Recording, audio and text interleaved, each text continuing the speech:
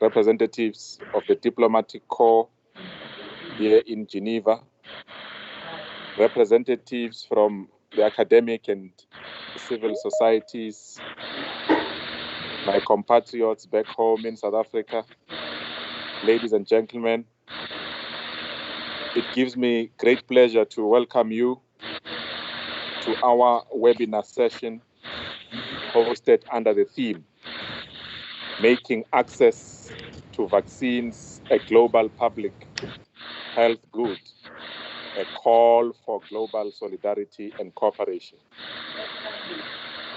Thank you very much for taking time off your numerous busy schedules to join us as we commemorate the 27th anniversary of South Africa's freedom and democracy.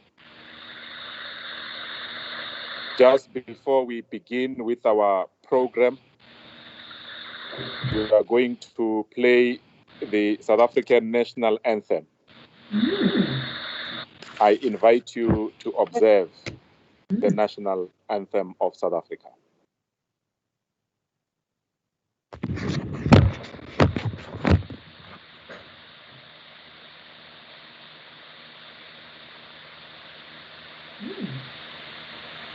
That's it.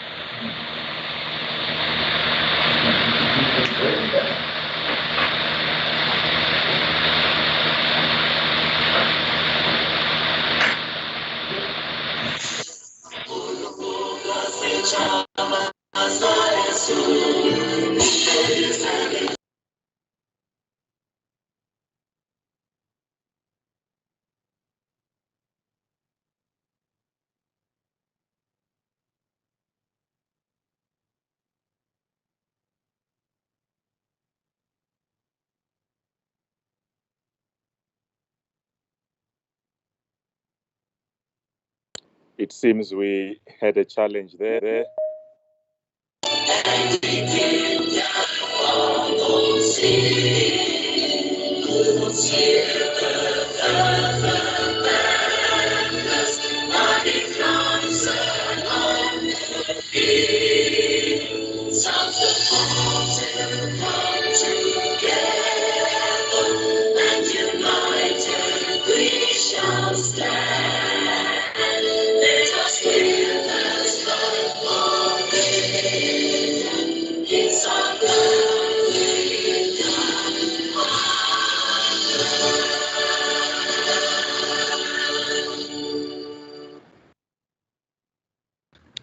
Thank you very much.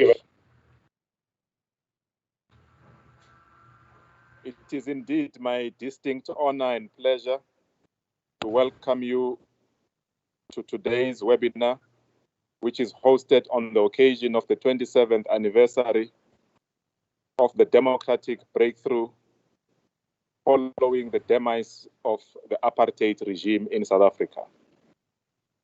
This year marks various important milestones in our nascent democracy, including the commemoration of the 25th anniversary of the signing of the Constitution into law.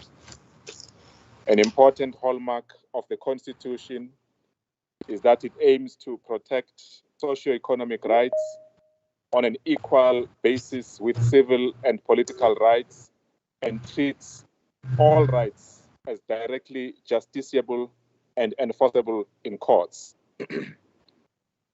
South Africa is also commemorating Freedom Month under the theme, the Year of Charlotte Maxeke, the meaning of freedom under COVID-19. The late Miss Charlotte Maxeke is a struggle icon and human rights campaigner. And this year marks the 150th anniversary of her birth. She and other selfless women of her generation fought against oppression at a time when such defiance was met with unrelenting force. Ms. Maxeke, as the first Black woman to graduate with a university degree in South Africa, obtaining a BSc from Wilberforce University in Ohio, in the United States in 1903. President Ramaphosa described her as a woman, a wife, and a mother who climbed a ladder of international success and ensured that the ladder remained grounded so that others could join her. She's a symbol of excellence and the struggle for women's rights and gender equality. The 27th anniversary of South Africa's freedom and democracy coincides with the end of the first year since COVID-19, a global health emergency that was declared in 2020 as a pandemic. The COVID-19 pandemic is far more than a health crisis. It is affecting societies and economies at their very core. While the impact of the pandemic varies within and between states, it is an undeniable fact that it is leading to increased poverty and inequality, reversing gains many countries were making in the attainment of sustainable development goals.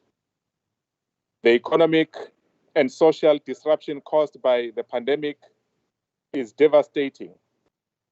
Tens of millions of people are at risk of falling into extreme poverty. The number of undernourished people currently estimated at nearly 690 million could increase by up to 132 million by the end of the year. Millions of enterprises face existential threat. Nearly half of the world's 3.3 billion global workforce are at risk of losing their livelihoods.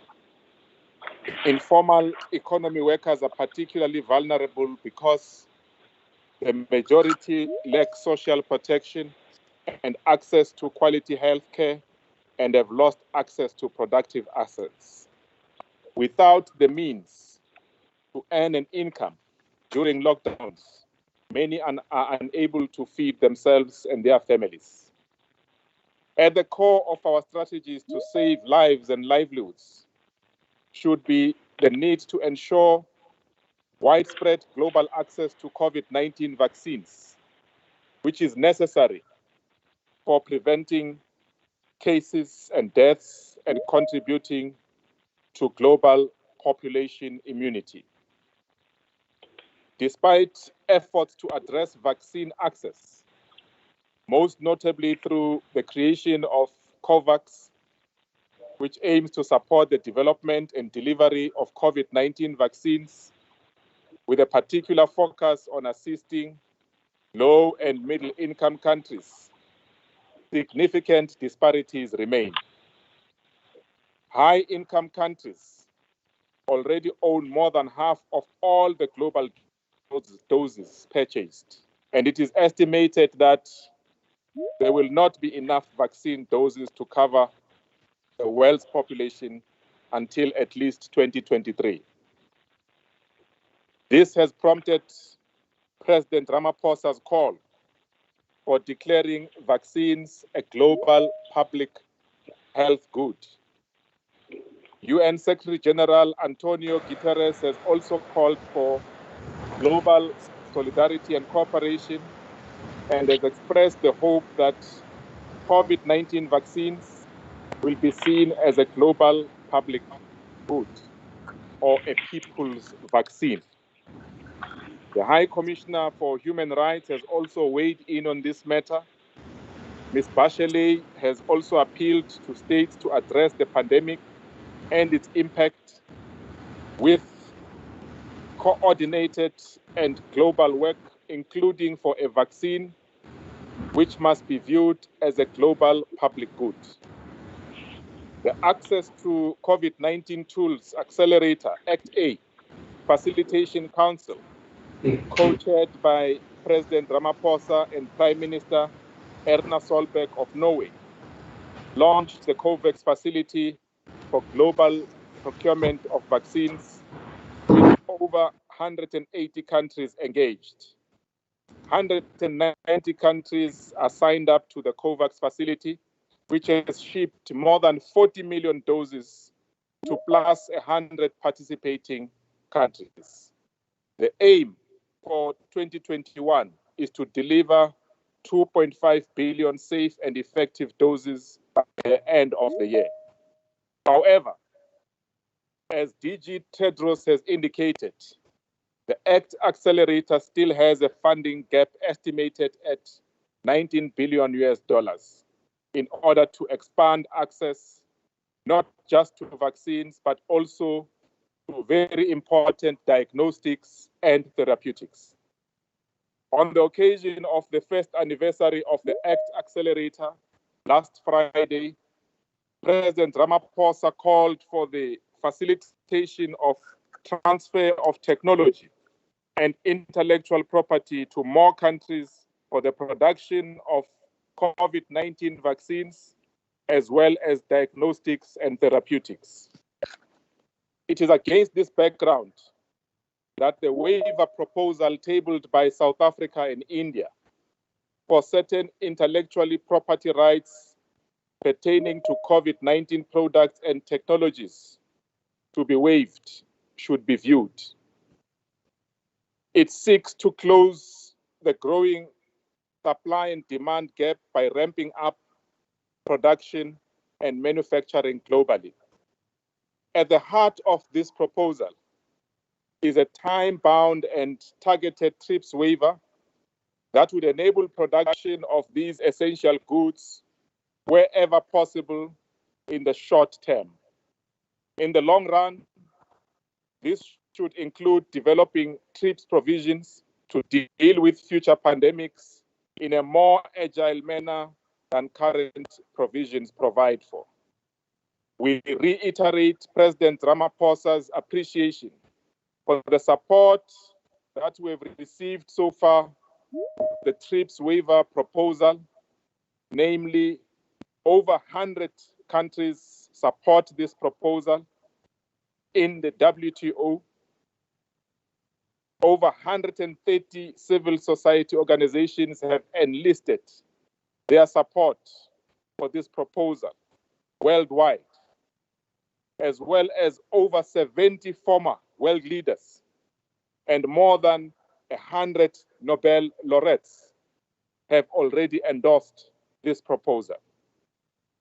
In conclusion, the reality of our interdependent, interconnected world militates against populist, narrow nationalistic approaches and solutions. The moment requires us to pool our resources and coordinate within the multilateral system in order to save lives and livelihoods for today and tomorrow, guided by the principles of solidarity and cooperation. Together, we can defeat the global pandemic of COVID-19. I thank you for your attention.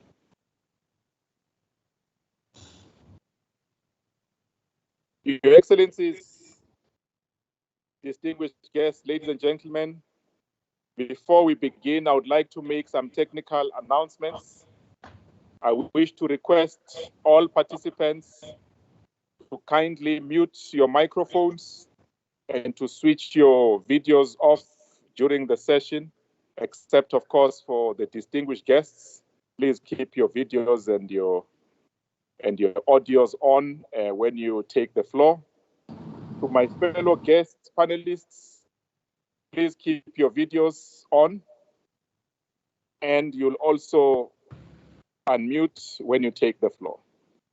Please note that we'll have a question and answer session at the end of the panelists' interventions, and I will invite all participants to also make comments and to pose questions in the chat that is available on the platform. We will start the session with a presentation from one of our esteemed panelists, a dear friend, Her Excellency Ambassador Tine Moch-Smith, one of the first ambassadors that was kind enough to receive me on my arrival here in Geneva. Ambassador Moch Smith is the permanent representative of the Kingdom of Norway to the United Nations and international and other international organizations. As I've already mentioned, we're grateful for the partnership we enjoy with Norway, particularly in the form of the co-chairship of the ACT facilitator that President Ramaphosa chairs with Her Excellency the Prime Minister.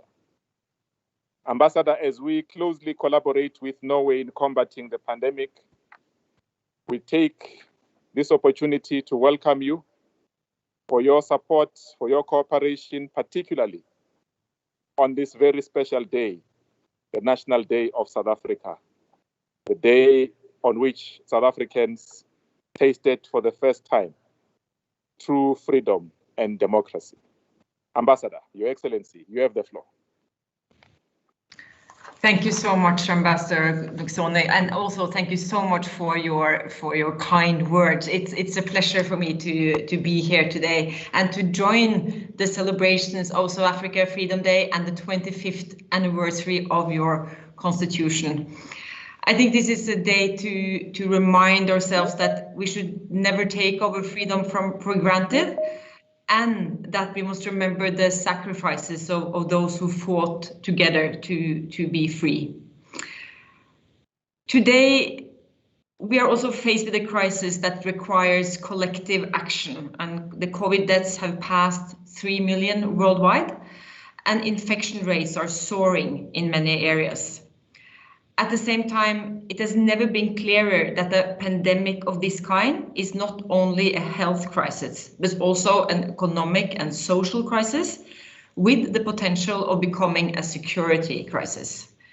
The pandemic's direct and indirect consequences have reverted progress made on health, wealth, and well-being, and it's likely to halt expected progress, as you mentioned, with regards to the SDGs, Ambassador. Everyone is affected, and as always, those already worse off are hit the hardest, and inequalities widened as a result. Conflict areas are hit especially hard, and women and children suffer more. The respect for human rights is drastically deteriorating. This pandemic has emphasized that global cooperation is our only option against a virus that transcends all borders. And as you mentioned, Ambassador, this motivated the creation of the ACT-A, where South Africa and Norway are co-chairs of the Facilitation Council. This collaboration to accelerate the development, production, and equitable access to COVID tests, treatments, and vaccines is our only comprehensive global instrument to expedite the end of the pandemic. Through the vaccine pillar COVAX, we have the first mechanism in history to support equitable access to vaccines during a pandemic. And as you also said, Ambassador Nkosi, as we celebrated the 1-year anniversary of ACT-A last week, COVAX have shipped over 40 million COVID vaccines to 118 countries. And this is an important achievement. But it is far from enough. We still have a long way to go to achieve our goal of equitable access. The media recently reported that globally, over 1 billion doses of COVID vaccines have been administered. But these are not equally distributed. In fact, it was reported that 58% went to only 3 countries. I think I can ask participants to mute their microphone, if I may. And overall, high-income countries have vaccinated a larger part of the population than most others. The pace to reach poorer countries, in particular low-income countries, is too slow. And as a member of the UN Security Council, as an elected member, Norway has joined other council members in expressing concern that progress in vaccine access has been uneven, and also recognized that those affected by conflict and insecurity are particularly at risk of being left behind. We will all lose if we end up competing with each other instead of cooperating. So what can we do to speed up the pace? Firstly, we need to fully finance Act A. A study has found that the global economy stands to lose as much as $9.2 trillion if the world fails to distribute the COVID-19 vaccine to developing countries. Several that ensuring equitable global access to COVID tools prepares the ground for economic recovery.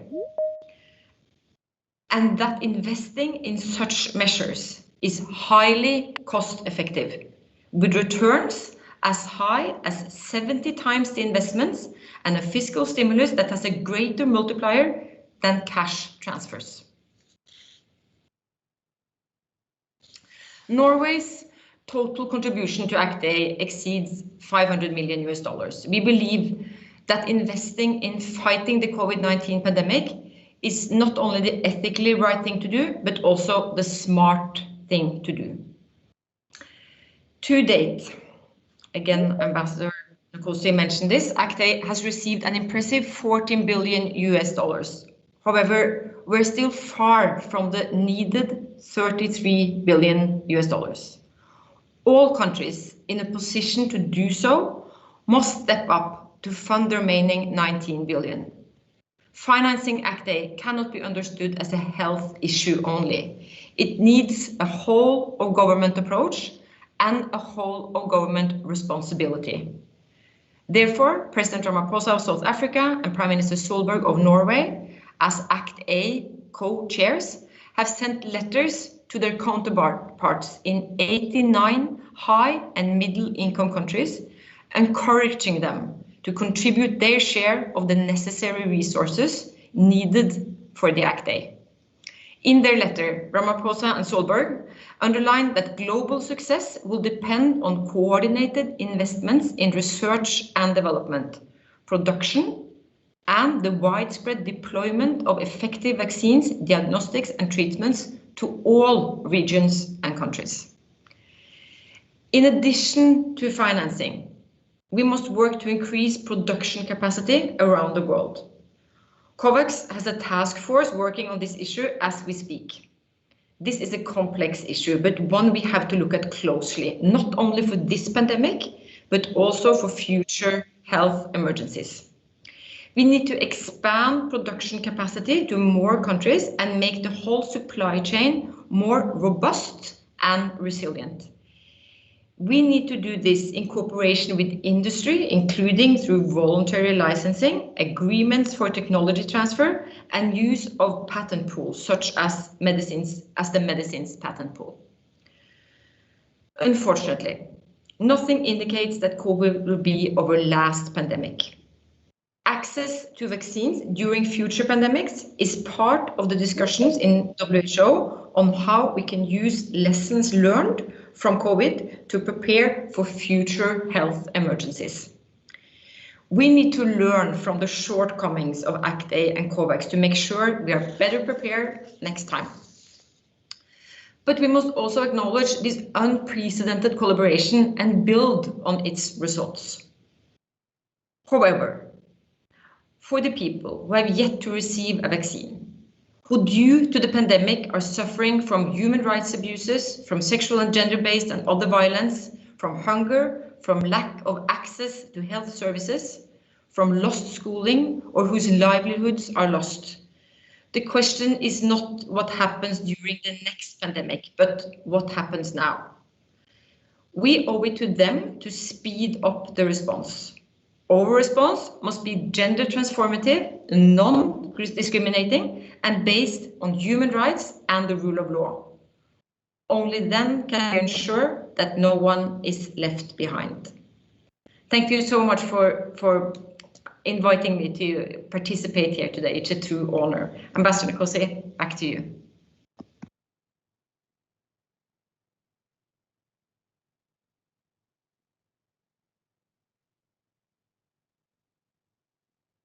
Ambassador, you are muted. I'm sorry. Thank you very much, my dear sister, for a very excellent presentation as usual. Very illuminating.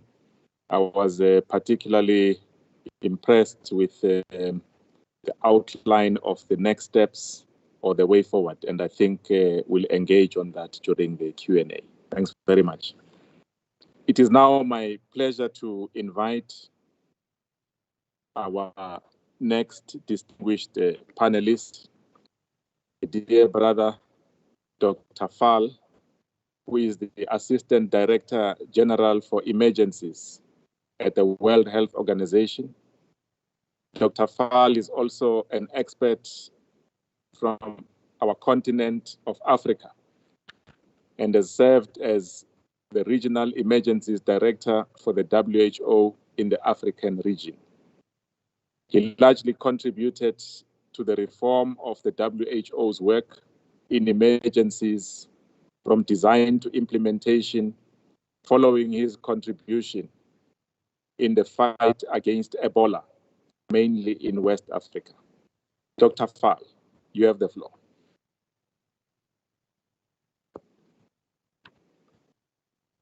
Thank you. Thank you, Ambassador.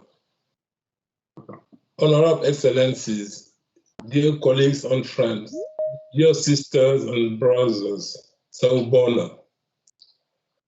Let me first of all thank Ambassador Mkhosi Nkosi, Permanent Representative of the Republic of South Africa, for the invitation to participate to this very important panel in the celebration of the National Day of South Africa and Africa Freedom Day. I'm very pleased and honored to be alongside Ambassador Nkosi, Ambassador Smith, and Mrs. Nada El-Nashif, my colleague from the UN, and Deputy Human Coordinator, Human Commissioner for Human Rights. And as you all know, as of yesterday, we have recorded globally around 147 million cases of COVID-19 with over 3.1 million deaths. And we are seeing a very alarming increase in cases and deaths around the globe. The number of newly reported cases has reached a peak last week with 5.7 million cases. This is the highest number of cases we have seen in a week during this crisis. And over the last 9 weeks, we have been seeing, constantly an increase of cases from 1 week to another. There are several reasons for this. One is rapidly spreading variants. Another one is the inconsistent use and premature easing of public health and social measures. And clearly the understandable fatigue of population with social restriction and the dramatic inequity in vaccine distribution and coverage, as you all mentioned. It is clear that the pandemic still has a long way to run. The intense transmission continues to put enormous pressure on hospitals, intensive care units, and health workers. Decisions made by leaders and citizens in the coming weeks will determine when the acute phase of the pandemic will end. As pointed out by Director General Dr. Tedros WHO at the recent ECOSOC meeting, vaccine equity is the challenge of our time, and we are failing. Now more than ever, we must act in solidarity to stop the pandemic. As of 26 April, over 933.8 million vaccine doses have been administered around the world. However, this is This is the striking differential in doses administered by high-income countries.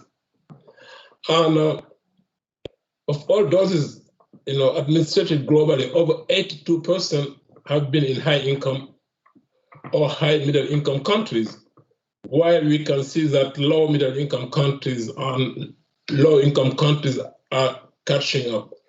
The majority of vaccine does have been administered in high-income countries and upper-middle-income countries. So the inequitable distribution of vaccine is not just a moral outrage, it is also economically and epidemiologically self-defeating. And as long as the virus is circulating anywhere, the longer the global recovery will take. COVID-19 cannot be beaten on one country at a time. The epidemiology shows that no country will be safe from the fallout of the pandemic until all countries are protected. The fact that numerous countries have had measles outbreak and even lost their measles elimination status in the recent past, despite having high vaccination rate, show the national coverage is not enough. It has to be achieved in every community, in every family. In addition, the global economy will not be able to recover if there are disparities in global coverage. Not only will vaccines help save life and stabilize health systems, but they can help to drive a global economic recovery. That recovery cannot take place if half of the world is hamstrung from the economic fallout of COVID-19. The Director General has and continues to call for global solidarity in the distribution of vaccine, diagnostic, and therapeutics. Our world will not recover if we do not strive to this equal distribution and if we do not all ensure protection of our most vulnerable, no matter borders. This is why WHO and our partners, thanks to all of you, created the Access to COVID-19 Tools Accelerator and the COVAX vaccine pillar a year ago, and why WHO has been producing guidance, tools, and training material to help all countries prepare for and implement COVID-19 vaccination. As of 27 April, COVAX has shipped over 48 million COVID-19 vaccine to 120 participants. While this is a great feat, it is nowhere near enough. Vaccine nationalism is one obstacle to COVAX realizing its full potential. In addition, global manufacturing capacity and supply chain have been strained, making it difficult to deliver vaccines quickly and equitably where they are needed most. To address these challenges, WHO and our partners have established the COVAX manufacturing task force to increase supply in the short term, but also to build a platform for sustainable vaccine manufacturing to support regional health security. Ladies and gentlemen, let me finish by highlighting the timeliness of this webinar. As this week marks the World Immunization Week, it is celebrated every year in the last week of April, and this year's time is vaccine bring us closer together. COVID-19 has reminded us of a fundamental role vaccines play in protecting people against diseases. While focusing in very much on critical importance of new vaccines to protect against COVID-19, we need to remember there remains a need to ensure routine vaccination are not missed. Many children have been vaccinated during the global pandemic, have not been vaccinated during the global pandemic, leaving them at risk for serious diseases like measles and polio. Rapidly circulating misinformation around the topic of vaccination adds to this threat. World Immunization Week 2021 urged greater engagement around immunization globally to promote the importance of vaccination in bringing people together and improving the health of and well-being of everyone, everywhere, throughout life. It is not the time. If this is not the time, when is this the time? So let me thank and congratulate President Ramaphosa for his great leadership in leading the continent through this important agenda to save the life of people in the continent. Dear Bonga, thank you very much. Thank you very much, my dear brother, for a very informative intervention. Much appreciated.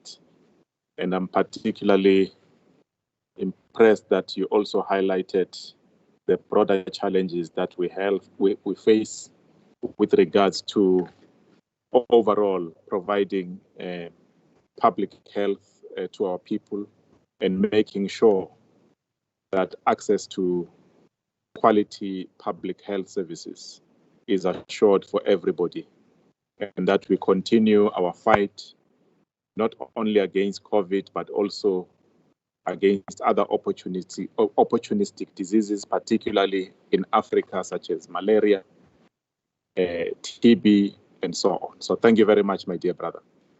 I now have the pleasure to invite my dear sister, Excellency Madam Nada Chief, the United Nations Deputy High Commissioner for Human Rights.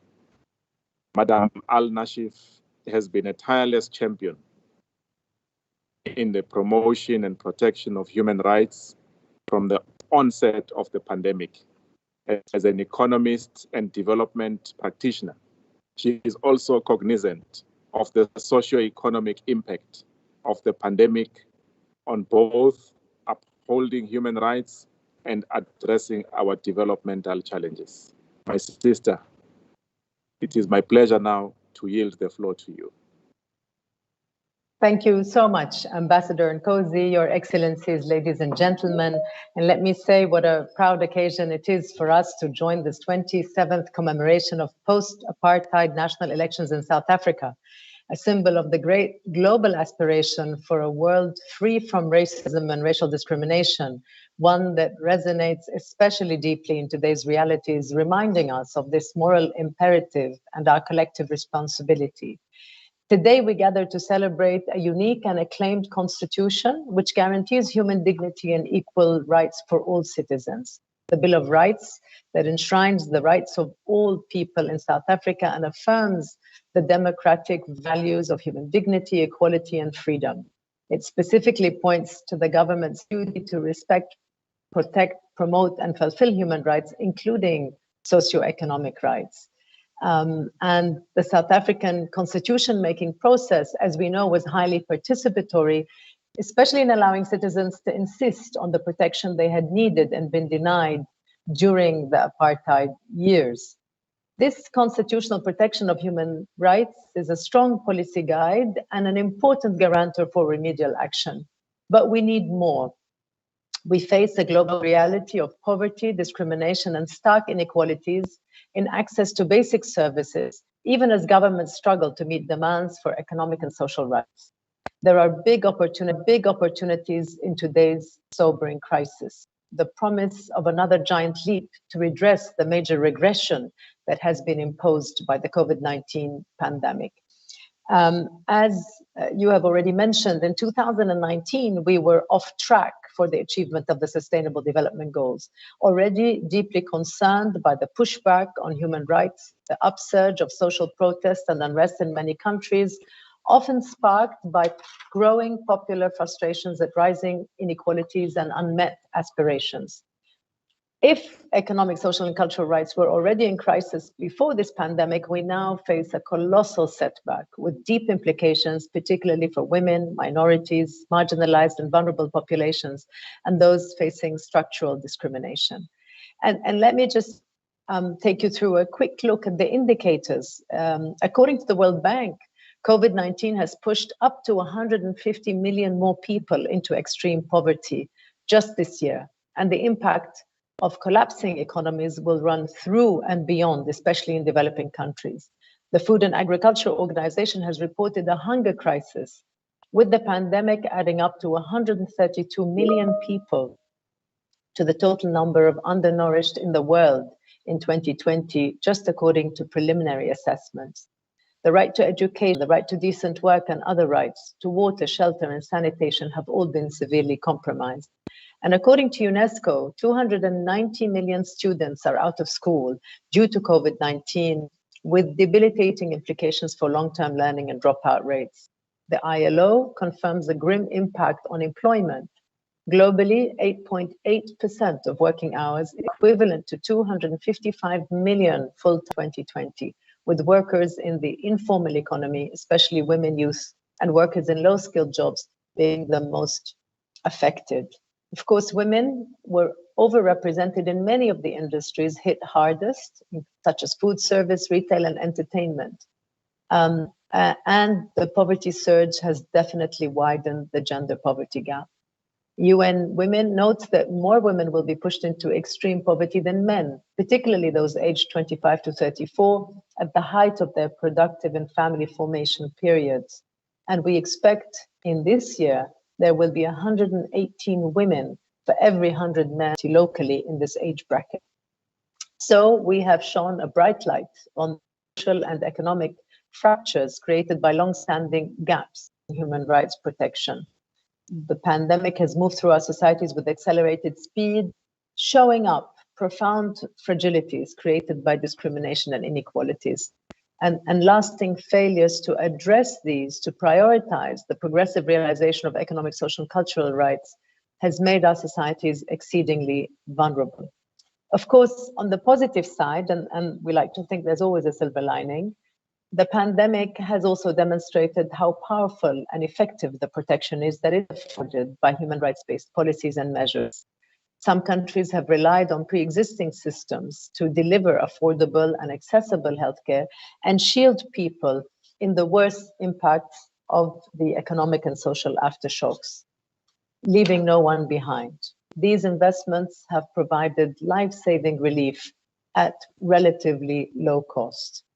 We have also come to once again admit the reality of our interconnected world, a world where, as we heard already, no one is safe until everyone is safe.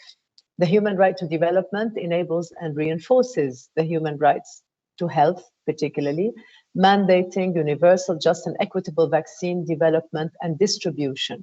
The full range of indivisible and interdependent human rights should guide all stakeholders in policy development and implementation to include access to vaccines, to medicines, therapies, and technologies. From the outset, South Africa, Norway, other states have provided leadership in establishing the ACT Accelerator. And as we just heard, there have been some incredible successes. However, we need to do more to meet the moral, public health, and economic imperatives. And within this context, I think it's fair to say, again, as you just heard from my fellow panelists, that the challenge of vaccine equity has raised a real set of ethical dilemmas. You heard about the disparate, just want to reiterate.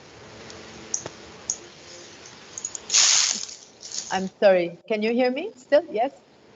The stern assessment of the UN Secretary General Guterres recently on the international community's failure to mount a coordinated response to the pandemic, saying that multilateralism is falling short on both vaccines and economic rescue measures. He concluded that, and I quote, "So far, it is a test we have failed." In that regard, I wish therefore to reiterate and reinforce the call compellingly made by the Secretary General, the Director General of the WHO, our independent human rights expert, so many heads of state and government, many, both inside and outside the United Nations system, for solidarity and cooperation. On 23 March, the Human Rights Council adopted a resolution calling for the equitable, affordable, timely, and universal access by all countries, reaffirming access to the vaccine as a human right and a global public good. The resolution underlines the need to remove obstacles restricting exports and to facilitate the trade, acquisition, access, and distribution of the vaccine. Again, that remains a distant reality, and it leaves no room for nationalism, as we just heard, from Dr. Fall in decision making, nor profitability when it comes to all these major issues.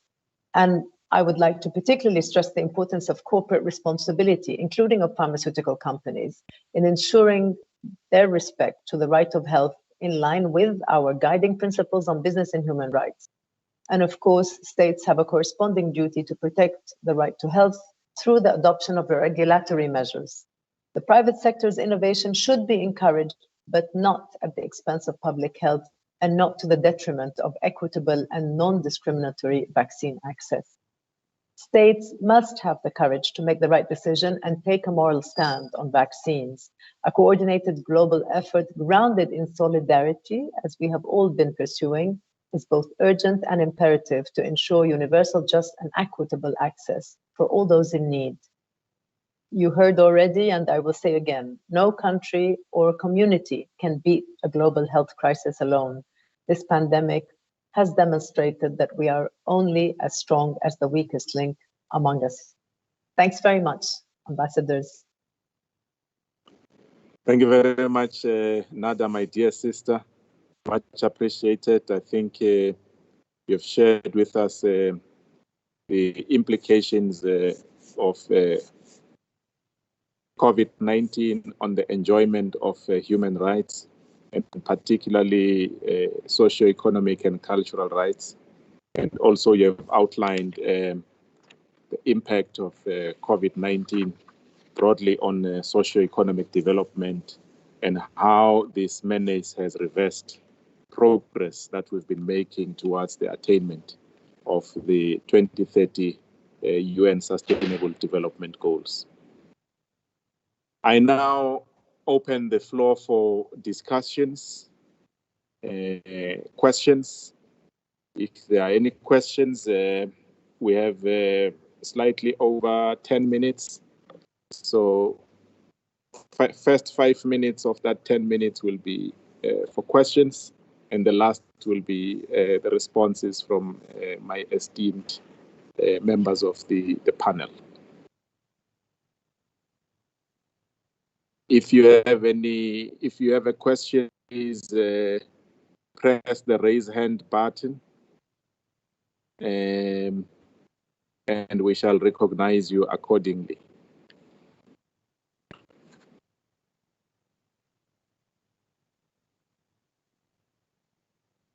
Okay, I see there's a raised hand. One hand. Yes, please proceed.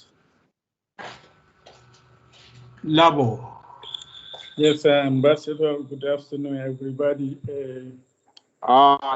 It's the ambassador of Niger, Ambassador Labo. Thanks very much for participating. Please, you have the floor, sir.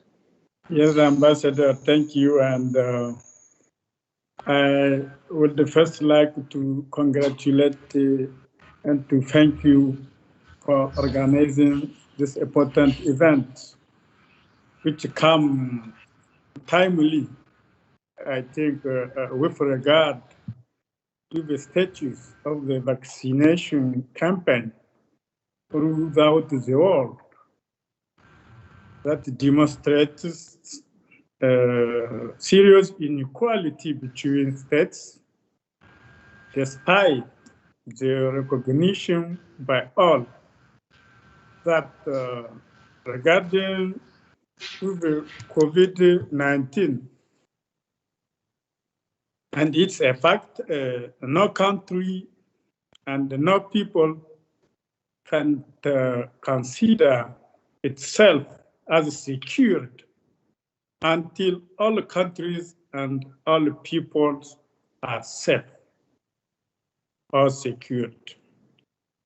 So I missed the beginning of the event, but I would like to congratulate the panelists for their relevant and comprehensive presentations.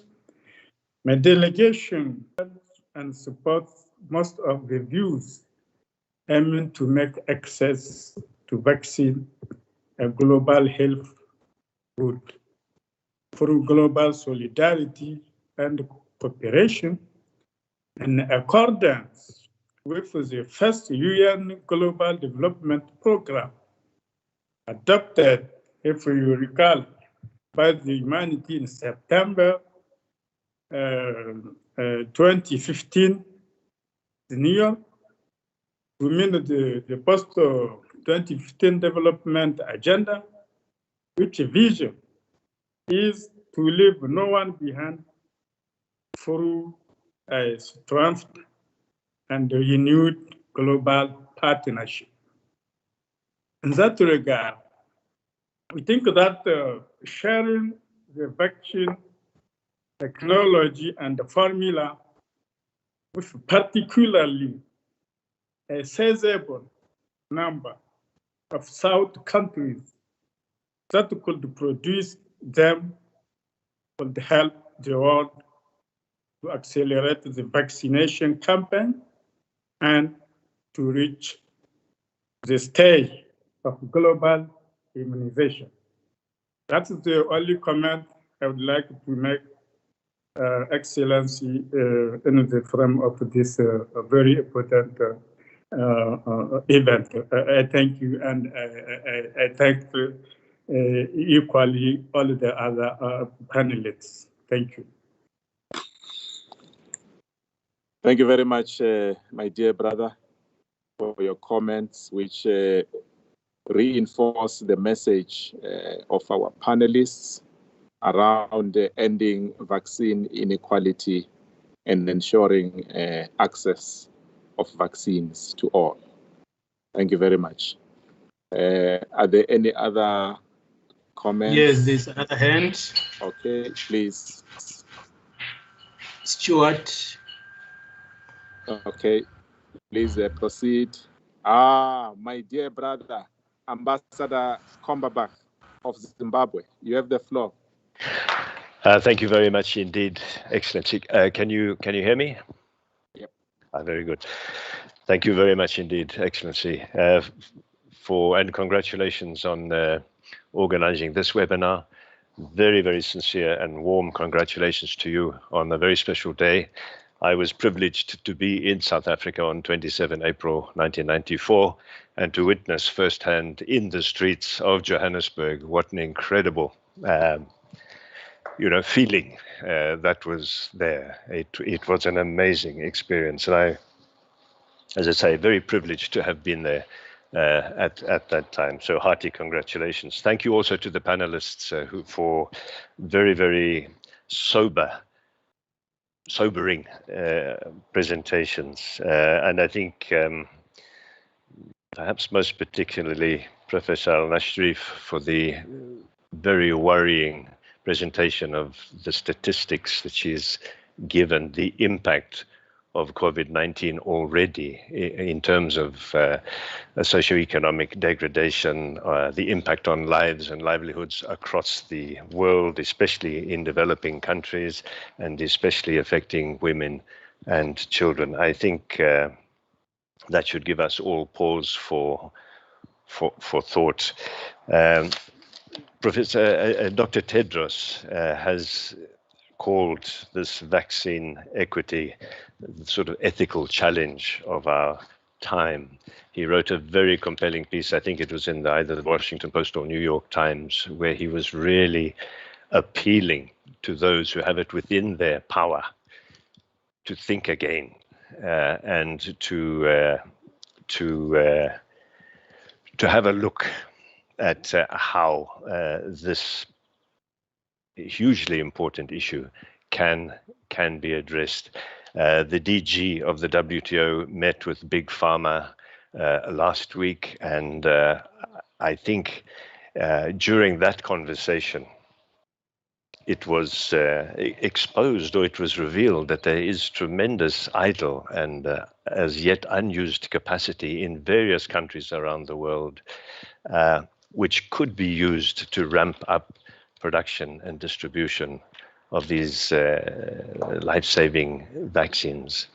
And I really, if I have a question, it is to the WHO, Dr. Fall, just to see whether from that meeting there has been any further development with regard to changing the position of big pharma and pharma looking in a practical way to see how they can actually ramp up production and distribution. As the ambassador of Norway has said, this is not the last pandemic we are going to face.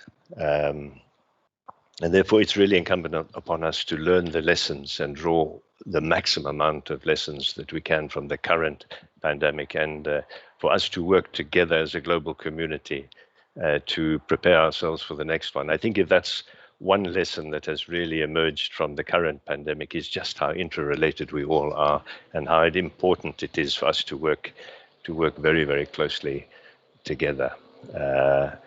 To deal with this one and to prepare properly for the next one. But as I say, if I have a question, it is to see from WHO whether there's been any further follow-up and any further review of how big pharma can, in fact, with regard to technology transfer, with regard to licensing, to see whether they can't take advantage of existing idle and spare capacity around the world to assist in rectifying this lack of equity, actually, with regard to vaccine distribution.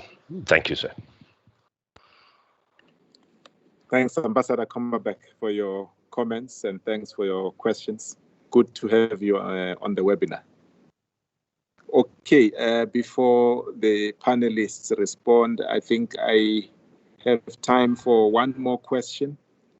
Ambassador, I have requested that we extend by another 5 minutes.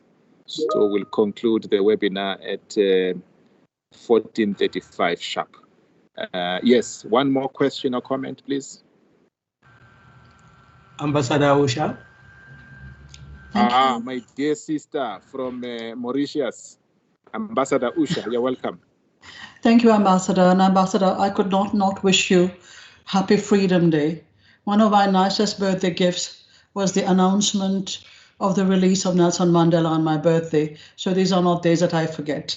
But I wanted to make a comment more than a question, because the request by South Africa and India to move ahead on the issue of a waiver to allow people to produce vaccines in greater numbers. We've all seen what's happening in South Africa, in India. And I think the whole world can seek and witness the dramatic situation there in a country which is medically so far advanced, and yet they're facing all these problems. So to me, when I think of this, I think of that song, "We Are the World, We Are the Children."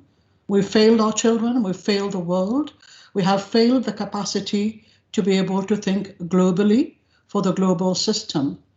We are all, after 50 years, 70 years, 75 years of United Nations, still thinking on a national level. So my question would be, how do we get agencies to sit together and to work together?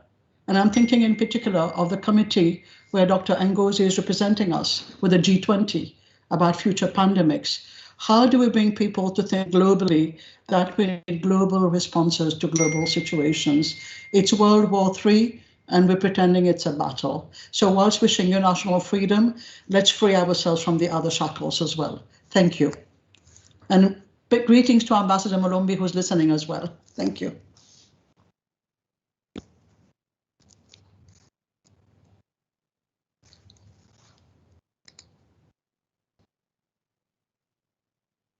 I think you are muted, Ambassador. Thank you very much. Thanks, my brother. I will now allow the panelists to respond, and we'll start with my sister Nada, the Deputy High Commissioner of the UN Human Rights Commission. So we'll reverse the order, and then next will be my dear brother, Dr. Fall, and to conclude the responses by the panelists will be my dear sister, Ambassador Smith Dinemo. Okay, in that order, please. Thanks, Ambassador. And in the interest of time, I just want to reiterate that we see this as a golden opportunity to do things differently. Building back better is not just a slogan. We have got to take the opportunity to really work together in a very different way. I think we're going to hear more about the collaboration from my two fellow panelists.